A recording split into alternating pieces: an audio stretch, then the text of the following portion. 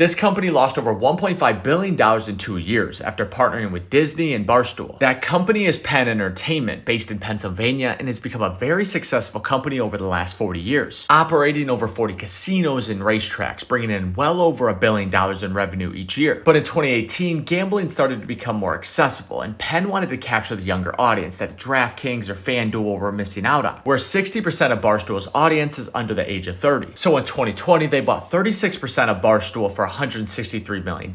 And 3 years later, they bought the rest for a grand total of $551 million, giving them the digital platform and content engine they didn't have before. But it was a polar opposite relationship. Penn had lots of restrictions on what could be said and rules to stay within. Barstool is known to do the opposite, so after 6 months of owning it, they sold it back to Dave Portnoy for $1, allowing Penn to push through a deal with Disney for ESPN Bet for a 10-year, $1.5 billion contract. And at first, it seemed to be working, but due to poor tech and worse odds than other places, it started to struggle. With Penn being a casino company and not a tech company, FanDuel and DraftKings had them beat. Plus, with players getting caught gambling in a mid-tier product, it made sense for both sides to part ways. But those two missteps by Penn Entertainment costed the company well over $1.5 billion. Instead of sports books, they're going to focus on their in-person casino business rather than trying to compete with FanDuel and DraftKings, who seem to have won that game.